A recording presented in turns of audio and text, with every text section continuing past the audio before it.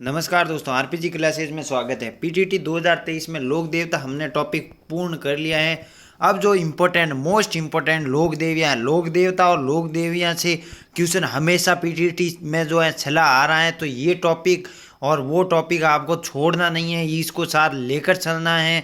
तो चलिए लोक देवियों का टॉपिक करते हैं शुरुआत। बेहतरीन पीटीटी 2023 में सिलेक्शन का शुरुआत के साथ उसी जोश जुनून के साथ करते हैं इस टॉपिक को शुरुआत। देखिए लोक देविया में सबसे पहले क्वेश्चन आता है।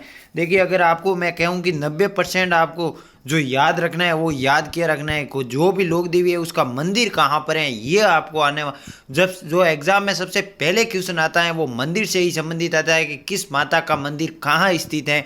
तो ये आपको याद होना चाहिए अगर आपको सिलेक्शन की दावेदारी करनी है। चलिए देखिए करणी माता, सबसे पहले लोक देवियों की बारे में बात करेंगे तो करणी माता का जन्म जी हाँ जोधपुर में हुआ। इनका प्रमुख मंदिर देखिए जी हाँ मैंने कहा था कि मंदिर इंपॉर्टेंट है। इनका प्रमुख मंदिर देशनोक बीकानेर में है तथा इनके पिता का नाम मियाजी व माता का नाम देवलबाई था। आपको इसमें से याद जो रखना है वो यहाँ से क्वेश्चन बनेगा इन 3 लाइनों में, तो वो बनेगा इनका जो है मंदिर कहाँ है, देशनोक बीकानेर में करणी माता का मंदिर है। चलिए अभी बात करें करणी माता के बचपन का नाम, जी हाँ मोस्ट इम्पोर्टेंट मंदिर। और इसके बाद करणी माता के बचपन का नाम, जी हाँ दोस्तों रिद्धिबाई जो है करणी माता के बचपन का नाम था। करणी माता का जो मंदिर है ना दोस्तों, उन मंदिर को जो है वो मठ कहा जाता है। इनके चारण भक्त इन्हें डोगरी कहकर पुकारते हैं। वह इनके मंदिर को चूहों का मंदिर कहा जाता है। कहते हैं कि करणी माता का जो मंदिर है ना उस मंदिर में जो है वो अत्यधिक चूहे हैं, इसके कारण इनको चूहों वाला मंदिर भी कहा जाता है। और तथा सफ़ेद चूहा को काबा कहते हैं कि करणी माता के मंदिर में जब हम दर्शन करने जाते हैं तो वहाँ पर जो है सफ़ेद चूहा अगर हमको दिख जाए तो हमारी मनोकामनाएं पूरी होती है, हमारा दिन शुभ होता है, ऐसा एक कहा जाता है, प्राचीन काल से चला आ रहा है।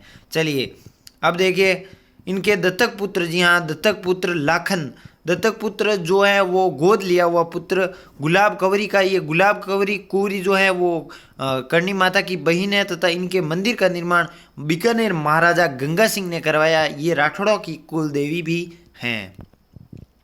अब देखिए करणी माता में आपको इनका जो मंदिर याद रखना चाहिए आपको, और इनके बचपन का जो है नाम जो है रिद्धिबाई। और छुओं वाला मंदिर किसे कहा जाता है, करणी माता के मंदिर को छुओं वाला मंदिर कहा जाता है। ये तथ्य आपको 3 इम्पोर्टेंट है, पीटीटी में छपने वाले प्रश्न है। चलिए अगली माता की बात करें हम, जीण माता। देखिए रेवासा सीकर, मैंने बहुत बार जो है क्लासेस जब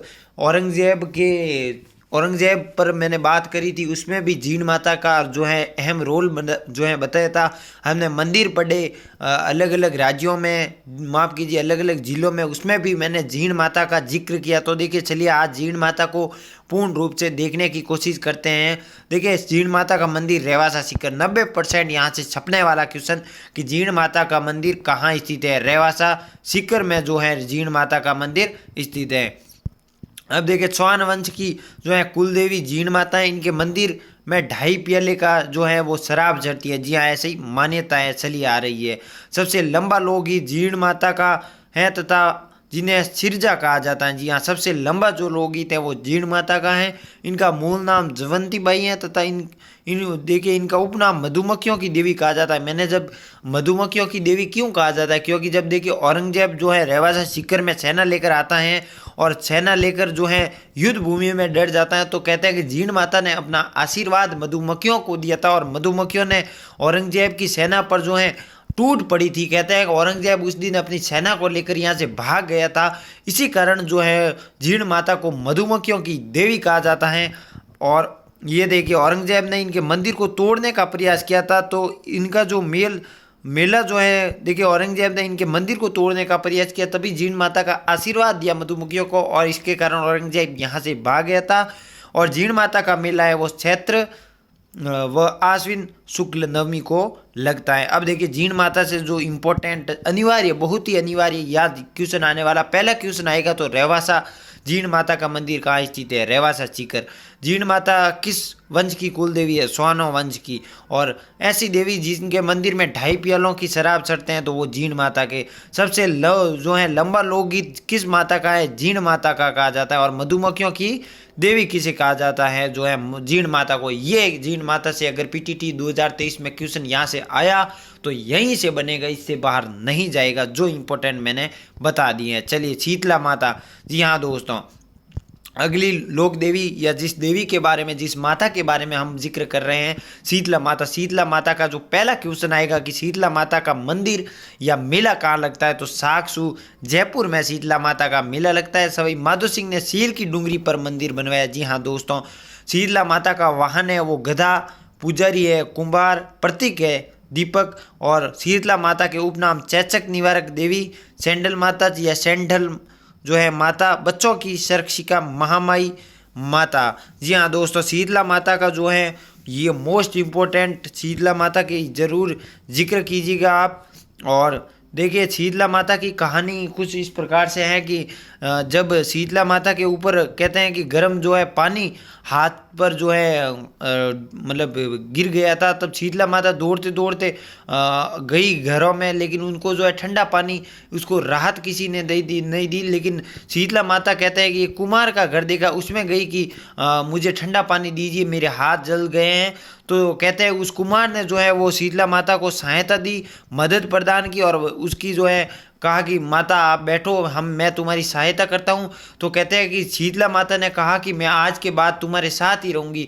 मतलब उसका कहना का मतलब है कि मेरा आशीर्वाद आज के बाद आपके साथ है। जब और कहते हैं कि कालांतर में जब उस गांव में आग लगी थी तो उस कुमार का घर है जो, जी हाँ दोस्तों, उस कुमार का घर नहीं जला, बाकी पूरा गाँव के जो है घर जल गए थे। ऐसा शीतला माता का आशीर्वाद रहा, इसलिए ठंडक प्रदान करने के लिए शीतला माता की पूजा भी की जाती है। ये कहानी है शीतला माता की।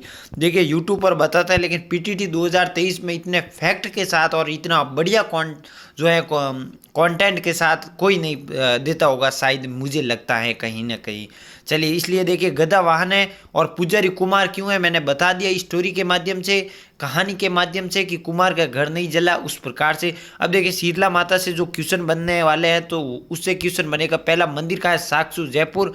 उस मंदिर का निर्माण सवाई माधो सिंह ने सील की डूंगरी पर करवाया और इनका जो उपनाम है वो थोड़े से याद होने चाहिए, यहाँ से ही क्वेश्चन बनेगा। अब देखिए शीतला माता के आगे में जो है बात जिक्र करते हैं, साकसू में गधों का मेला लगता है। जी हाँ, गधों, पहला क्वेश्चन आएगा कि गधों का मेला कहाँ लगता है, तो गधों का जो बड़ा और सबसे बड़ा मेला लगता है वो लूणियावास जयपुर में लगता है। जी हाँ दोस्तों, लूणियावास जयपुर में। जब मैं मेलों की क्लास लूँगा वहाँ पर मैं बताऊँगा ये लूणियावास जयपुर, अभी भी जिक्र कर रहा हूँ, समय भी करूँगा कि उस क्लास में कहा था, याद रखिएगा।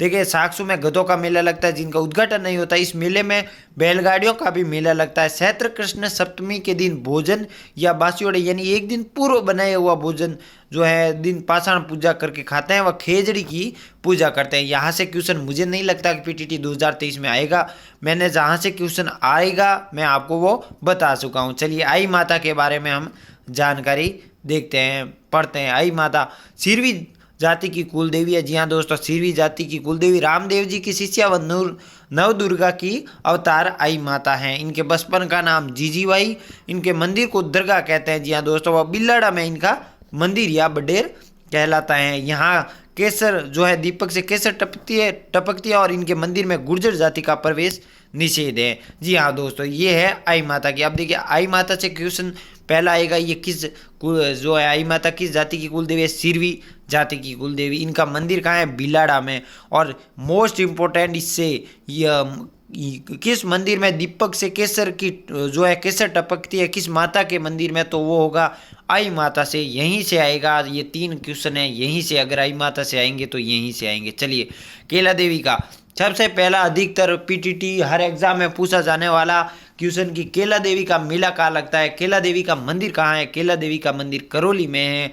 क से क, ये मैंने क्लासें ले रहा हूँ, जो क्लासें नहीं ले रहे हैं जीके की वो निश्चित तौर पर मुझे नहीं लगता कि जो है सिलेक्शन के करीब जाएंगे, क्योंकि देखिए ये क्लास आप सोचते होंगे कि नहीं इसकी गुणवत्ता नहीं होगी। जी हाँ दोस्तों, ये क्लास आप ऐसे नहीं सोच सकते, ये इसके पीछे बहुत ही हार्डवर्क लगता है। कम से कम 4-5 घंटे की एक मेहनत होती है, और वो भी मेहनत ऐसी नहीं पिछले 5 सालों के पेपर को एनालिसिस करना, फिर जो बुक 2-3 बुकों के अंदर से वो कंटेंट खींच के निकालना कि जी हाँ यहाँ से अगर ये टॉपिक पढ़ने जाओगे आप किताबों से तो आपको बहुत ही ज़्यादा समय लगेगा और समझ में भी नहीं आएगा। लेकिन देखिए उसमें से बुक में से छांटना, और उसमें भी मैं बताता हूँ। आप देखिए किला देवी में भी कौन से इतना, किला देवी में कम से कम 5-6 पॉइंट है, उस 5-6 पॉइंट में भी मैं 2 पॉइंट बताता हूँ कि अगर क्वेश्चन आएगा तो इतना कर लीजिए आप, 2 पॉइंट जो पॉइंट यहाँ तक ही क्वेश्चन आएगा। देखिए इतना कौन बताता है, इतना बताना एक ये भी गुणवत्ता है आप में। और देखिए चलिए अब वीडियो कहीं लंबा ना हो जाए, जो बच्चे सीरियस तैयारी कर रहे हैं उनको कहीं पर जो है परेशानी ना आ जाए, इसलिए देखिए चलिए अपनी टॉपिक पर। केला देवी का मंदिर करौली यदुवंश की कुल देवी है। इनका मंदिर त्रिकुट पर्वत, जी हाँ त्रिकुट पर्वत करौली व कालीचीन नदी के किनारे। इनकी मूर्ति का मुंह जो है थोड़ा सा टेढ़ा है। ये वसुदेव और देवकी की कन्या योगमाला का अवतार मानी जाती हैं, और इन्हें अंजनी माता का अवतार, जी हाँ दोस्तों अंजनी माता हनुमान जी की माता अंजनी का अवतार मानते हैं। तथा इनके मंदिर में लांगुरिया गीत व घुटकर नृत्य मोस्ट इम्पोर्टेंट मैं बताऊंगा। केला देवी से 3 क्वेश्चन आएंगे यहाँ से अगर पूछे जाएंगे। तो इनका लक्की मेला चैत्र शुक्ल अष्टमी को पड़ता है। आप देखिए केला देवी में आपको जो याद रखना है मोस्ट, देखिए ये सभी तो याद रखने हैं, लेकिन कहीं ना कहीं एग्जाम है 3 सब्जेक्ट और भी पढ़ने होते हैं। ये मुझे ये पता है क्योंकि मैंने पीटीटी दी है रैंक के साथ अच्छी, तो ये मुझे अवगत है। लेकिन अब इसमें देखिए केला देवी एक बार तो पूरा पढ़ लीजिए, लेकिन जो याद रखने ही है जरूरी ही है वो बता रहा हूँ। देखिए केला देवी का मेला कहाँ लगता है, करौली, बस ये याद होना चाहिए। अब आपको सेकंड जो है याद होना चाहिए कि करौली देवी मतलब केला देवी माता में कौन सा गीत गाया जाता है। जी हाँ दोस्तों लांगुरिया गीत गाया जाता है। ये छपने वाला है, ये बार बार एग्जाम में क्वेश्चन आता है। और तीसरा क्वेश्चन आएगा कि लक्की मेला किस माता की याद में लगता है, तो केला देवी की याद में। 3 पॉइंट बताए हैं, रट लीजिएगा। जी हाँ दोस्तों, अब बात करें हम चक्राय माता, इन्हें शाकंभरी माता भी कहते हैं कि मैंने इन माता के जब शाकंभरी मंदिर पढ़ाया था उसमें मैंने बताया था कि साग सब्जी उगाया अकाल पड़ा था, तो इस माता ने जो है सब्जी उगाया था। और फिर जो है वो उसी प्रकार कहानी थी शाकंभरी माता के लिए। ये खंडेल वालों की कुलदेवी, इनका मंदिर खंडेला चिकर व उदयपुर वाटी झुंझुनू में। इनकी प्रतिमा महिषासुर मर्दिनी के रूप में है। अकाल के समय, जी हाँ ये देखिए पॉइंट आ गए, अकाल के समय साग सब्जी जनता का भरण पोषण के कारण ये शाकंभरी माता कहलाई। आपको शाकंभरी माता सकराय माता में इनका मंदिर याद रखना है, बस क्वेश्चन आएगा तो यहीं से आएगा, बाकी क्वेश्चन नहीं आएगा। चलिए स्वांग्या माता, जी हाँ दोस्तों स्वांग्या माता मोस्ट इंपॉर्टेंट। देखिए स्वांग्या माता जैसलमेर के भाटी शासकों की कुलदेवी, छपने वाला क्वेश्चन सीधा आएगा। तो जैसलमेर के भाटी शासकों की कुलदेवी कौन है, स्वांग्या माता। जैसलमेर के रासिन में स्वांग यानी भाला देवी के हाथ में दर्शाए गए हैं। मान लीजिए कि ये मैप है जैसलमेर का, जो प्राचीन जब राजा युद्ध लड़ते थे तो उनका भी ये कोई मैप होता था, उस मैप में जो है वो रासिन धारण या भाला स्वांग किए हुए स्वांग्या माता को दर्शाया गया है। स्वांग्या माता का दूसरा नाम आईना जी माता है और आवड़ माता का ही दूसरा रूप है। चलिए ये दूसरा रूप आवड़ या हिंगलाज माता, ये आपको याद न करो तो कोई दिक्कत नहीं। तेमड़ा भाकर पर मंदिर होने के कारण ये स्वांग्या माता या तेमड़ा ताई माता कहलाई। सारणों द्वारा इन्हें हिंगलाज माता का अवतार भी माना जाता है। अब देखिए स्वांग्या माता में आपको जो याद रखना है, ये जैसलमेर के भाटी राजवंश की कुल देवी हैं। बस ये इतना याद रखिएगा, आपके सिलेक्शन आपकी सीट अगर यहाँ से क्वेश्चन आएगा तो कोई नहीं रोक सकता। तन्नोट माता, जी हाँ दोस्तों तन्नोट माता मोस्ट इंपॉर्टेंट। तन्नोट माता सीधे क्वेश्चन, बीएसएफ के जवानों की कुल देवी कौन, जो है जवानों की देवी कौन है। और यहाँ से अगर तन्नोट माता से क्वेश्चन आएगा तो 90% थार की वैष्णो देवी या रुमाल वाली देवी की जो है कौन सी माता है, तन्नोट माता। जी हाँ दोस्तों छपने वाला क्वेश्चन देखिए, 1965 के युद्ध में पाक से आया हुआ एक भी बम नहीं फटा। जी हाँ कहते हैं कि पाकिस्तान सैनिकों द्वारा यहाँ इस मंदिर के पास जो है बम फेंके थे, लेकिन तन्नोट माता का इतना आशीर्वाद रहा कि वो बम फटे नहीं। और 1965 में भारत पाक युद्ध की स्मृति में यहाँ विजय स्तंभ भी बनाए हुए हैं।